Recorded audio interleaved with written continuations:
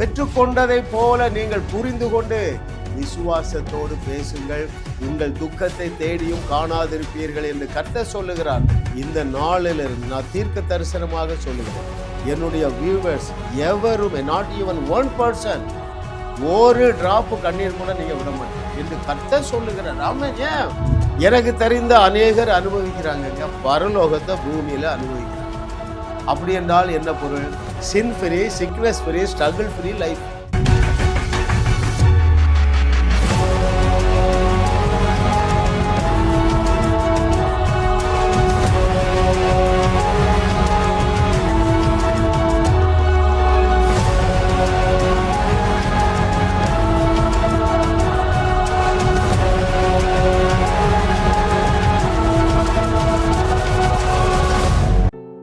தேவனுடைய கிருபையினாலே நம்முடைய செய்திகளை கேட்கிற நீங்கள் வாழுவீர்கள், வையகத்தையும் வாழ வைப்பீர்கள். எப்படி தெரியுமா?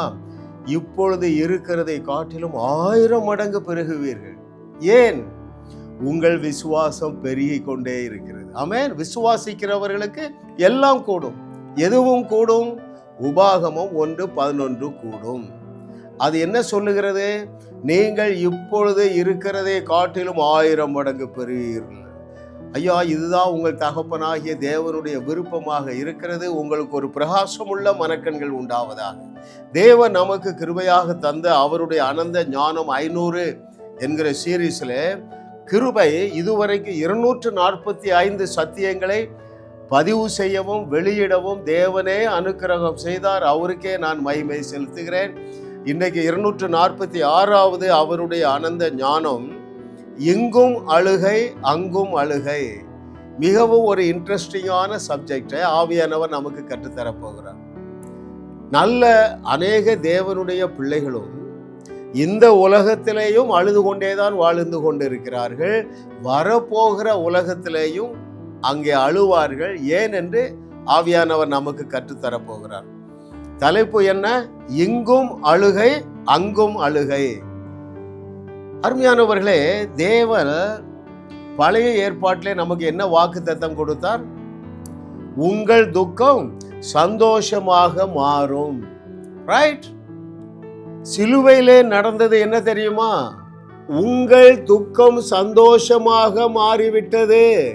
அல்லேலூயா.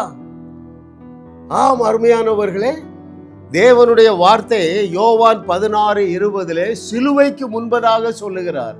என்ன சொல்லுகிறார்? உங்கள் துக்கம் சந்தோஷமாக மாறும்.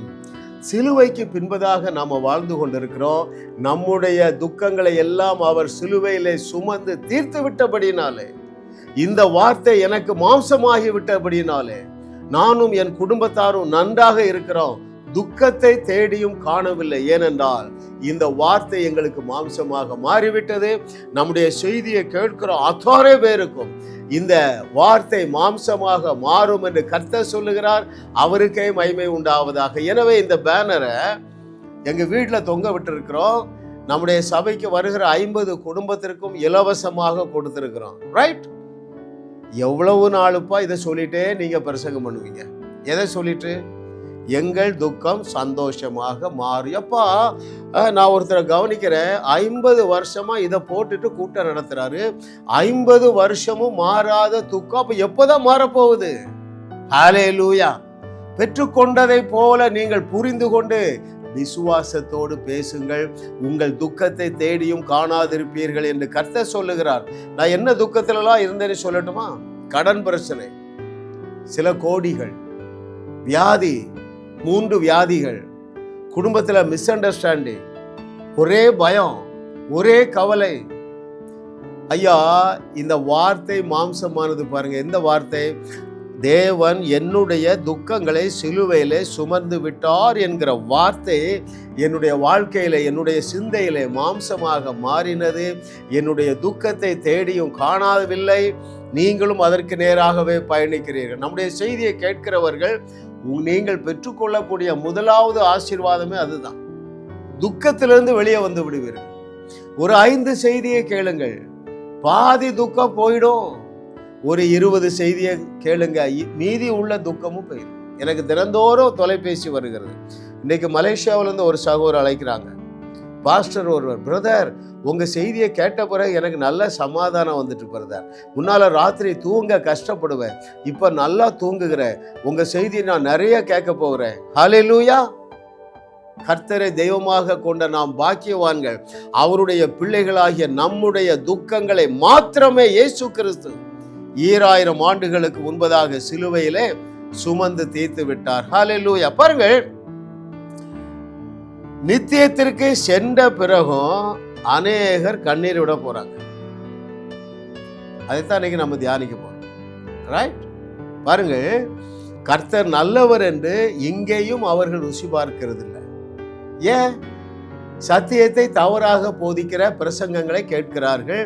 துக்கத்திலே மூழ்கி, துயரத்திலே மூழ்கி, கர்த்தர் நல்லவர் என்று ருசி பார்க்காமலே அழுது கொண்டே வாழுகிற அநேகர் பரலோகத்துக்கு போன பிறகும் நீங்க துக்கப்படுவீங்க. அதை நாம் வசனத்திலிருந்து கற்றுக்கொள்ள போகிறோம். பாருங்கள், ஏன் அநேகர் அந்த நித்தியத்திற்குள்ளே போன பிறகும் அழுவார்கள்? இங்கேயே அழுவார்கள். கர்த்தர் நல்லவர் என்று ருசி பார்க்கல. ஏன்? அவருடைய ஜெபங்களுக்கு பதில் கிடைப்பதில்லை. ஏன்? அவர்கள் சத்தியத்தை தவறாக அறிந்திருக்கிறதுனாலே வாக்கு தத்தங்களை அவர்களாலே விசுவாசிக்க முடியவில்லை. எனவே வாழ்நாள் எல்லாம் கண்ணீரோடு வாழுகிற பெரும் கூட்டத்தை நீங்க பார்த்திருப்பீங்க. ஹல்லேலூயா. கர்த்தரை தெய்வமாக கொண்ட நாம் பாக்கியவான்கள். ஆமென். இந்த நாளிலிருந்து நான் தீர்க்க தரிசனமாக சொல்லுகிறேன், என்னுடைய வியூவர்ஸ் எவருமே, நாட் ஈவன் 1%, ஒரு டிராப்பு கண்ணீர் கூட நீங்க விட மாட்டீங்க என்று கர்த்தர் சொல்லுகிறார். ஆமென். ஏன்? நீங்க சத்தியத்தை சரியாக அறிகிறதுனாலே நீங்கள் விசுவாசத்திலே பெருகி கொண்டே இருக்கிறீர்கள். அந்த விசுவாசம் உங்களுடைய ஜெபத்திற்கு பதிலை கொண்டு வரும், அது இழுத்து கொண்டு வரும். இல்லாத ஆசீர்வாதங்களையும் நீங்கள் பெற்றுக்கொள்ளுவீர்கள். ஹல்லேலூயா. Thank you Lord for your goodness. பாருங்க, ரெவலேஷன் 21:4 வெளிப்படுத்துற விசேஷம் 21வது அதிகாரம் 4வது வசனத்துல, உங்கள் கண்ணீர் யாவையும் துடைப்பார் என்பதை தவறாக இன்டர்பிரட் பண்றாங்க. சரியான இன்டர்பிரட்டேஷன் என்ன தெரியுமா? நீ இந்த பூமியில வாழ்ந்த பொழுது கர்த்தர் நல்லவர் என்று நீ ருசி பார்க்கல. ஆனால் கர்த்தர் நல்லவர் என்று ருசி பார்க்க எல்லாவற்றையும் இயேசு கிறிஸ்து செய்து முடித்து விட்டார். இதை நீ அறியாததினாலே அவிசுவாசத்திலே மூழ்கி இருந்தாய். எனவே உன்னாலே தேவனிடத்திலிருந்து எதையுமே பெற்றுக்கொள்ள முடியவில்லை. பரலோகத்திலிருந்து பூமியை பேசுகிறேன். ரைட்? ஆனால் அங்க போன பிறகு கண்ணு திறக்குது. என்ன கண்ணு திறக்குது? ஐயோ, நான் மறுபடி பிறந்த நாளிலே நான் ஒரு புது சிருஷ்டி ஆக்கப்பட்டேனே. ரைட்? நான் முற்றிலுமாக தகுதியாக்கப்பட்டேனே, நான் முற்றிலுமாக வல்லமைப்படுத்தப்பட்டேனே. இந்த வாழ்நாளெல்லாம், இந்த பூமியில வாழ்ந்த நாளெல்லாம் சதா குற்ற உணர்வோடு இருந்தன. எங்க அப்பா தேவனாகிய என்னுடைய தகப்பன் என் மீது கோபமாகவே இருக்கிறார் என்கிற பொய்யான பிரசங்கத்தை கேட்டு அவிசுவாச கடலிலே மூழ்கி தினந்தோறும் அழுகை. உங்களுக்கு புரியும்? ஹல்லேலூயா. ஐயா, அப்படிப்பட்ட ஒரு பரிதாபமான வாழ்க்கைக்கு தேவன் உங்களையும் என்னையும் அழைக்கவில்லை. ஆமென். நீங்கள் மறுபடி பிறந்த உடனேயே இந்த வேதத்தில் சொல்லி இருக்கிற ஆயிரக்கணக்கான வாக்கு தத்தமான ஆசீர்வாதங்களும் உங்களுக்கு சொந்தமாகி விட்டன. Very important truth. Right? Uncle, நான் அந்த அளவுக்கு நல்லவன் இல்லையா?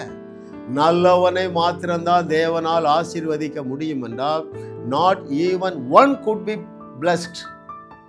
ஆபிரகாமையும் தேவனால் ஆசீர்வதிக்க முடியாது. ஏன்னா அவன் நல்லவன் கிடையாது. ஈசாக்கு, யாக்கோபு, யோசப்பையும் ஆசீர்வதிக்க முடியாது. ஏனென்றால் அவர்களும் நல்லவர்கள் கிடையாது. பவுலையும் ஆசீர்வதிக்க முடியாது. தாவீதையும் ஆசீர்வதிக்க முடியாது. ரைட்? சொன்னது யாருங்க? இயேசுவே சொல்றார், நல்லவன் ஒருவனும் இல்லை.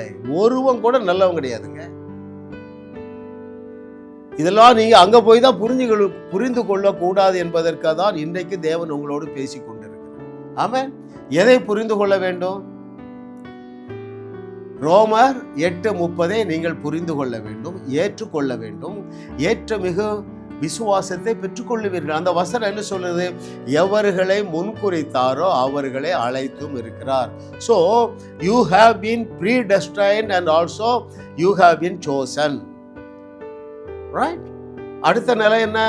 எவர்களை அழைத்தாரோ அவர்களை நீதிமான்களும் ஆக்கியும் இருக்கிறார். You have been made God's righteousness. அடுத்த ஸ்டேஜ் என்ன? எவர்களை நீதிமான்கள் ஆக்கினாரோ அவர்களை மகிமைப்படுத்தியும் இருக்கிறார். இன்றைய கிறிஸ்தவம் இதை ஏற்றுக்கொள்ள ரெடியா இல்ல. பிரதர், உங்களுக்கு தெரியாது பிரதர், நான் ஒரு நாளைக்கு 1/4 மணி நேரம் தான் ஜெபம் பண்றேன், 2 மணி நேரமாவது ஜெபம் பண்ணாதானே ஆண்டவர் எனக்கு ஏதாவது தருவாரு. அப்போ உனக்கு சிலுவையே வேண்டியது இல்லையே. உன்னுடைய பிரயாசத்தினாலே நீ தகுதி அடைந்து தேவனிடத்திலிருந்து எதையாவது பெற்றுக்கொள்ள முடியும் என்றால் அவர் சிலுவைக்கு போயிருப்பாரா? நல்லா கவனிக்கணும். உங்களாலே நீதிமானாக வாழ முடியவில்லை, நல்லவனாக நல்லவளாக வாழ முடியவில்லை.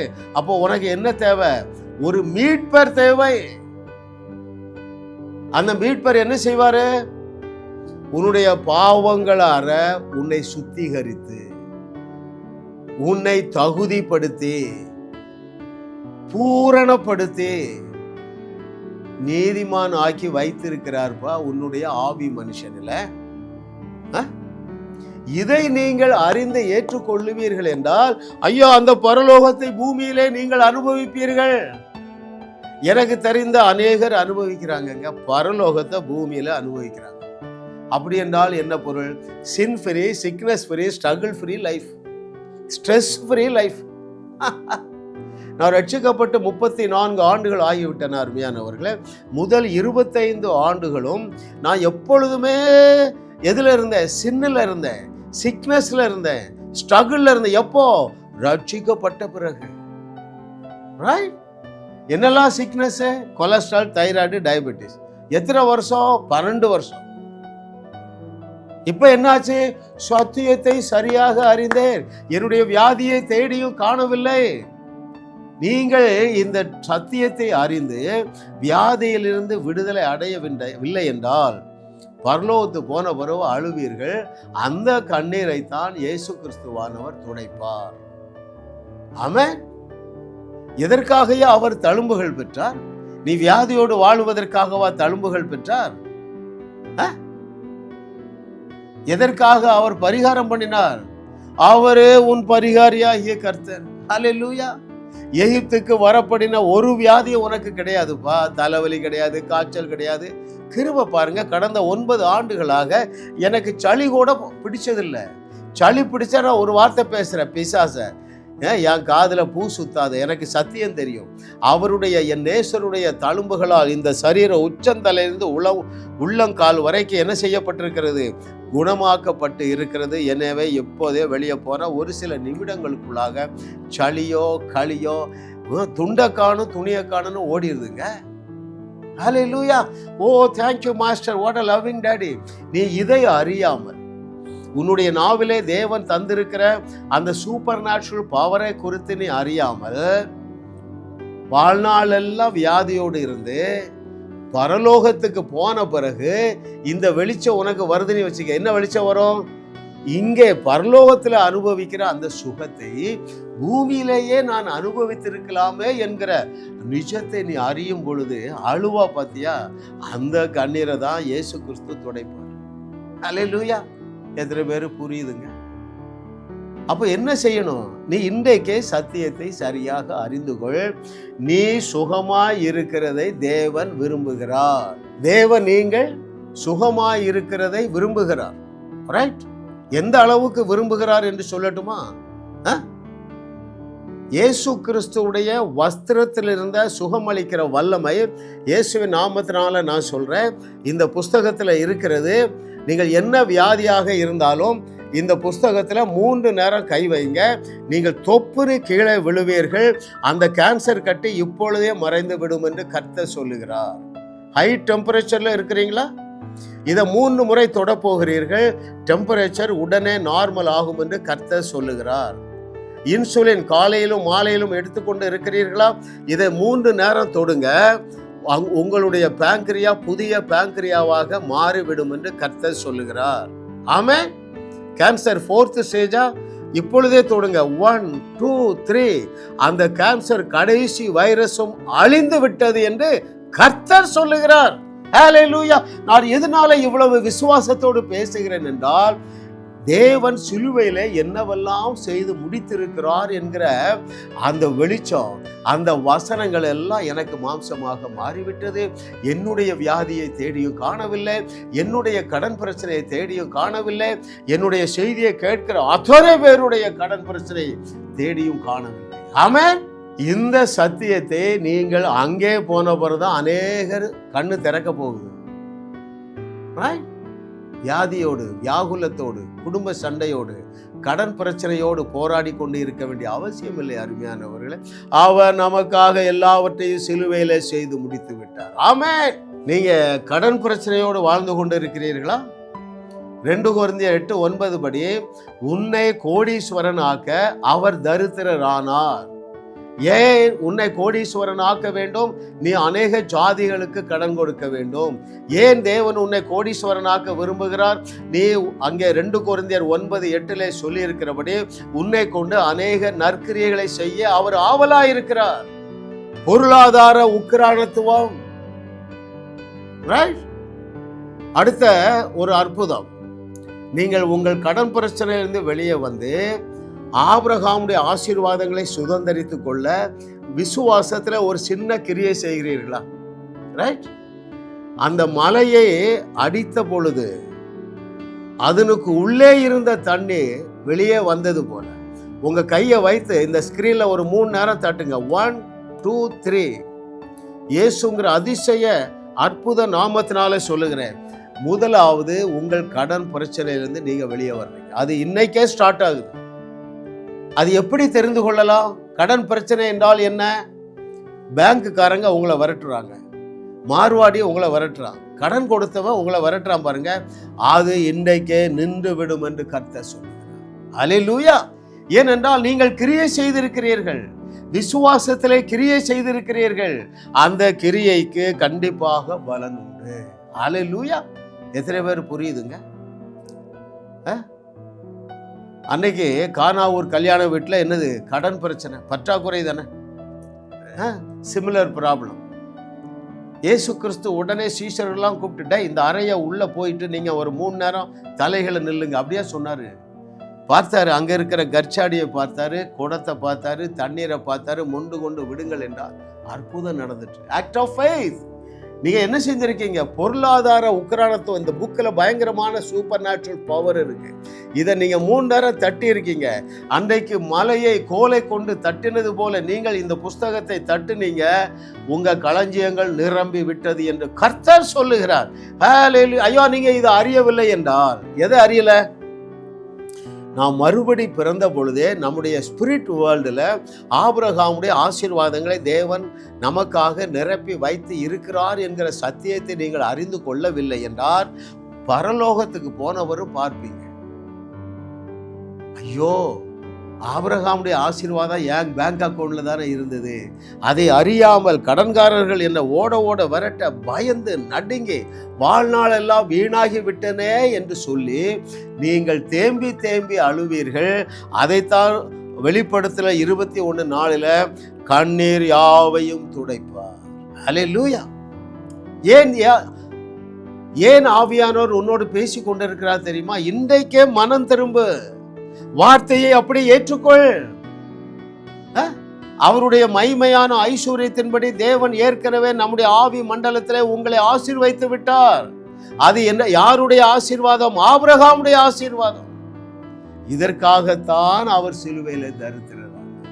ஆமென். நீங்க ஏழையா இருப்பது தேவனுடைய விருப்பம் அல்ல, அருமையானவர்களே. ஹல்லேலூயா. ஐயோ, நீங்கள் ஏற்கனவே எல்லா ஆசீர்வாதங்களையும் பெற்று விட்டீர்கள் என்பதை நீங்க அறியலைன்னா பரலோகத்திலையும் போய் அழுவீங்க. ஏங்கி அழுவீங்க. ஐயோ, நான் எப்படி இந்த பூமியில வாழ்ந்திருக்க வேண்டிய ஆளு, நான் ஓட்டாண்டியா வாழ்ந்துட்டேனே, நீ மனம் கசந்து அழுவா. இன்றைக்கு மனம் திரும்ப. எந்த சத்தியத்தை அறியாதவர்கள் நித்திய ராஜ்யத்துக்குள்ள போன பிறகு அழுவாங்க தெரியுமா? நாங்கள் ஏற்கனவே அதை பெற்றுக்கொண்டோம். You have already got it. What have you already got? All the written blessings. எழுதி இருக்கிற எல்லா ஆசீர்வாதங்களையும் நீங்க பெற்றுக்கொண்டு விட்டீர்கள் அருமையானவர்களே. It is in your spiritual realm. நான் சொன்ன பாருங்க 3 வியாதி, கொலஸ்ட்ரால், தைராய்டு, டயபெட்டிஸ், 12 வருஷம் மாத்திரை சாப்பிட்றேன். இந்த சத்தியத்தை அறிஞ்ச என்ன, என்னுடைய வியாதியிலிருந்து என்னை சுகமாக்கத்தான் அவர் தழும்புகள் பெற்றார் என்கிற வார்த்தை அந்த ரேமாவாக, அந்த எப்படி மாம்சமாக வந்தது பாருங்க. வியாதியை காணுங்க. 2.5 கோடி ரூபாய் கடல்ல அவஸ்தைப்பட்டங்க. ஐயா, அவர் மேல இருந்த ஐஸ்வர்யத்தை தூக்கி என் மேல் வைத்ததுனாலே நான் கோடீஸ்வரன் ஆனேன். என் மேல் இருந்த தரித்திரத்தை தூக்கி அவர் மேல வைத்ததுனாலே அவர் தரித்திரர் ஆனார் என்கிற வார்த்தை எனக்கு மாம்சமாச்சு பாருங்க. 1 பைசா கடன் இல்லாத வாழ்க்கை, கடன் கொடுக்கிற வாழ்க்கைக்குள்ளாக வந்துவிட்டோம். நான் மாத்திரமல்ல, நானும் என்னுடைய 2 பிள்ளைகளுடைய குடும்பத்தாரும் ஏழைகளுக்கு கொடுக்கத்தக்கதாக ஐஸ்வர்யத்தை நாங்கள் சுதந்திரிக்கிறோம். அருமையானவர்களே, இதை நீங்கள் அறிந்து கொள்ளவில்லை என்றால் இங்க நீங்க தரித்திரத்தோடு வாழுவீர்கள், பரலோகத்துக்கு போன பிறகு அழுவீர்கள். Hallelujah. Oh, thank you lord for your goodness. கர்த்தர் நல்லவர் பாருங்க. இதைத்தான் ஓசியா தலையில அடிச்சு எழுதுறாங்க. ஐயோ, என் ஜனங்கள் அறிவில்லாமல் சங்காரம் ஆகிறார்கள். நீ என்ன நினைக்கிறீங்க? ஐயோ, என் ஜனங்கள் பரிசுத்தம் இல்லாமல் சங்காரம் ஆகிறார்கள். அப்படி சொல்லலைங்க. அறிவு இல்லை. என்ன அறிவு இல்லை? மறுபடி பிறந்த ஒவ்வொருவரும் முற்றிலுமாக தகுதியாக்கப்பட்டு இருக்கிறீர்கள் என்கிற அறிவில் பாருங்க. அதைத்தான் தலையில் அடிச்சு எழுதுறேன். அதைத்தான் இயேசு கிறிஸ்து சொன்னார். என்ன சொன்னார்? சத்தியத்தை அறிவீர்கள், சத்தியம் உங்களை, அந்த அறிவு உங்களை விடுதலையாகும். அதைத்தான் பவுல் சொல்றாரு. எபேசு சபையாருக்கு ஒரு பிரகாசம் உள்ள மனக்கண்கள் உண்டாவதாக. என்ன மனக்கண்கள்? ஏற்கனவே அவர்கள் பெற்று கொண்டிருப்பதை குறித்து ஒரு பிரகாசம் உள்ள மனக்கண்கள் உண்டாவதாக என்று சொன்னா பாருங்க. இன்றைக்கு என்னுடைய வியூவர்ஸ் அத்தனை பேருக்கும் பிரகாசம் உள்ள மனக்கண்கள் உண்டாகிறது என்று கர்த்தர் சொல்லுகிறார். ஹல்லேலூயா. பாருங்கள், ஏற்கனவே நீங்கள் இதையெல்லாம் பெற்றுக்கொண்டு இருக்கிறீர்கள் என்றால் ஒரு பிச்சைக்காரன மாதிரி ஆண்டவர்கிட்ட அழுது புலம்ப மாட்டீங்க. எத்தனை பேர் புரியுதுங்க? ஆண்டவரே, கடைக்காரங்க நாளைக்கு வருவாங்க, நான் என்ன செய்யணும் தெரியல. நீ பிச்சைக்காரனா அவருடைய பிள்ளையா? தூக்கம் வராம கிடக்குறான். 10 லட்ச ரூபா கடன் வாங்கினா அது இப்போ 50 லட்சம் ஆயிடுச்சு. வாழ்க்கையில தூக்கத்தை இழந்துட்டான். மனம் திரும்ப. அருமையான மகனே மகளே, என்னுடைய செய்தியை ரூம் போட்டு கேளு. ஒரு 50 செய்தியை கேளு, கடன்காரங்க உன்னை மறந்துடுவாங்க. 100 செய்தியை கேளு, கடன் பிரச்சனையே இருக்காது. ஹல்லேலூயா. சத்தியத்தை நீ சரியாக அறிந்து கொள்ளுவாய். ஹல்லேலூயா. என்னை பாருங்க, 30 வருஷம் 40 வருஷம் 50 வருஷம் விசுவாசிகளையும் பிசாசு நொறுக்கி வச்சிருக்கான். சிதைந்து போய் வாழுகிறார்கள். கர்த்தர் நல்லவர் என்று ருசி பார்க்கவில்லை. ஏன்? தங்களுக்கு ஏற்கனவே நன்மையினாலும் கிருபையினாலும் தேவன் அவர்களை முடிசூட்டி வைத்திருக்கிறாரு, அதை குறித்து அறிவு இல்லை. ஹல்லேலூயா. என்னோடு அநேக விசுவாசிகள் உலகத்துல 20 தேசங்களுக்கும் அதிகமான தேசங்கள்ல இருந்து அழைக்கிறாங்க. சரிங்களா? இன்வேரியபிளி வாஸ்ட் மெஜாரிட்டி என்ன மனநிலை தெரியுமா? தோற்கடிக்கப்பட்ட மனநிலை, நம்பிக்கை இல்லாத மனநிலை. வாழ்க்கையில ஒரு சுவராசியமே இல்லை, ஒரு உற்சாகமே இல்லை, ஒரு ஊக்கமே இல்லை. ஹோப்லெஸ்னஸ், நம்பிக்கையே இல்லை. நான் ஏற்கனவே 20 வருஷம் கஷ்டப்பட்டேன், இன்னொரு 20 வருஷம் கஷ்டப்பட்டே தான் நான் பரலோகத்துக்கு போகிறேன்னு நினைக்கிறா இல்லையா? நீ அங்கே போன பிறகு அழுவா. அதைத்தான் தேவன் துடைப்பார். ஆமென். இன்னைக்கு நீங்க மனம் திரும்புங்க அருமையானவர்களே. உங்கள் மனநிலையை மாற்றுங்கள், பணநிலை மாறிவிடும். உங்கள் மனநிலையை மாற்றுங்கள், நீங்கள் ஆரோக்கியம் பெறுவீர்கள். மனதுதான் அங்க புதிதாக வேண்டியிருக்கு. ஹல்லேலூயா. தேவன் உங்களை எந்த அளவு தகுதிப்படுத்தியிருக்கிறார், அல்லது நான் இப்படி சொல்லுகிறேன், தேவன் தன்னை எந்த அளவு தகுதிப்படுத்தியிருக்கிறார், எந்த அளவு வல்லமைப்படுத்தப்பட்டு இருக்கிறேன் என்பதை அறிகிறவர்கள் உங்களை போல உருண்டு பிறண்டு அழுது கெஞ்சி கூத்தாடி, இது அப்பா பிள்ளைக்குள்ள உறவாங்க? அப்பா பிள்ளைக்குள்ள உறவா? ஐயா, நீ கேட்பதற்கு முன்பதாகவே உன்னுடைய தேவைகளை எல்லாவற்றையும் சந்தித்து விட்டார். நீ வியாதி அடைவதற்கு முன்பதாகவே உன்னுடைய வியாதியை குணமாக்க அவர் என்ன செஞ்சார்? தழும்புகள் பெற்றார். நீ எத்தனை கோடி கடன்ல இருக்கிறா? 4 கோடி கடன்ல இருக்கிறா. நீ கடன் வாங்குவதற்கு முன்பதாகவே அதற்கான தீர்வை செய்து விட்டாரா இல்லையா? உன்னுடைய சூழ்நிலை நிமித்தமாக நீ துக்கத்தோடு இருக்கிறாய். இந்த துக்கத்தை அவர் சுமந்து விட்டாரா இல்லையா? ஐயா, நீங்க இந்த உலகத்துல பிறப்பதற்கு முன்பதாகவே என்ன செய்துட்டாரு? எல்லாவற்றுக்கும் பரிகாரம் பண்ணிவிட்டார். எல்லா தேவைகளையும் சந்தித்து ஆயத்தமாக வைத்து இருக்கிறார். எனவே நீ உருண்டு பிறண்டு அழுது கெஞ்சலா தேவனிடத்திலிருந்து கேட்டு பெற்றுக்கொள்ள வேண்டிய அவசியம் இல்லை. விசுவாசிக்கிறவர்களுக்கு எல்லாம் கூடும். இது விசுவாசிக்கிறவர்களுக்கு எல்லாம் கூடும். அழுகிறவர்களுக்கு எதுவும் கூடாது. ஒரு சகோதரி சொல்றாங்க, பிரதர் நான் 30 வருஷம் ஆச்சு பிரதர், இப்போ 30 நாளா உங்க செய்தி கேட்கிறேன். நான் கேட்ட முதல் செய்தியே அழுகையின் ஜபத்திற்கு ஏன் 5 பைசாவும் கிடைக்காது என்று ஒரு செய்தி கேட்டேன். அதுவரைக்கும் 30 வருஷம் அழுதம் பிரதர்.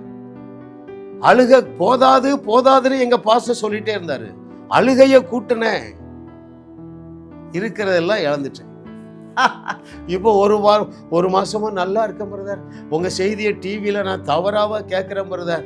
நல்ல சமாதானமா இருக்கிறேன், நல்ல நம்பிக்கை வந்துட்டு இந்த பிரச்சனையிலிருந்து நான் கண்டிப்பாக வெளியே வந்து விடுவேன் என்கிற நம்பிக்கை வந்துட்டு என்று சொல்லுகிறவர்கள் எப்படியோ தினந்தோறும் ஒரு நபராவது என்னை கூப்பிட்டு சொல்லிடுறாங்க.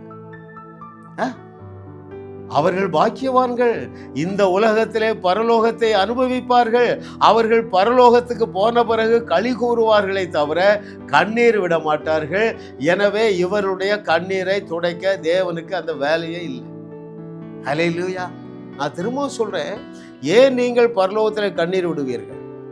இந்த பூமியில் வாழும் பொழுது சத்தியத்தை சரியாக அறிந்து, எந்த சத்தியத்தை அறியணும்?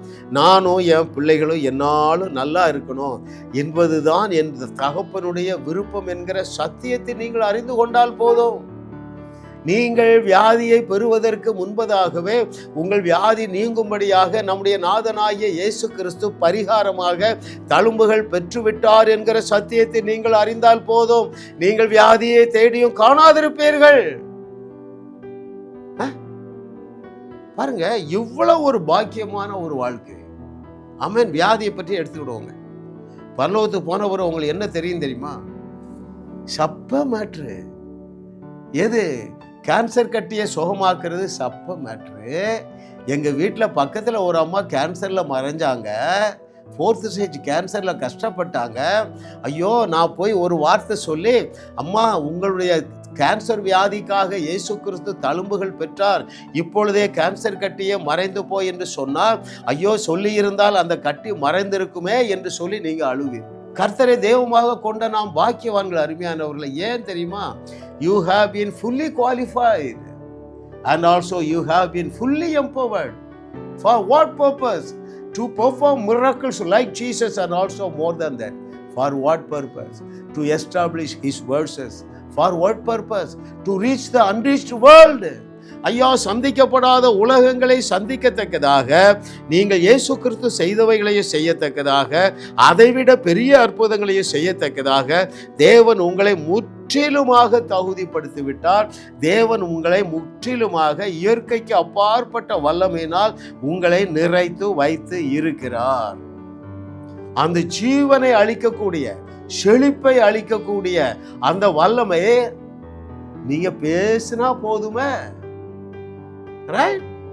அவன் பேசத்தானே செஞ்சான். அங்கே பஞ்சம். என்ன பஞ்சம்?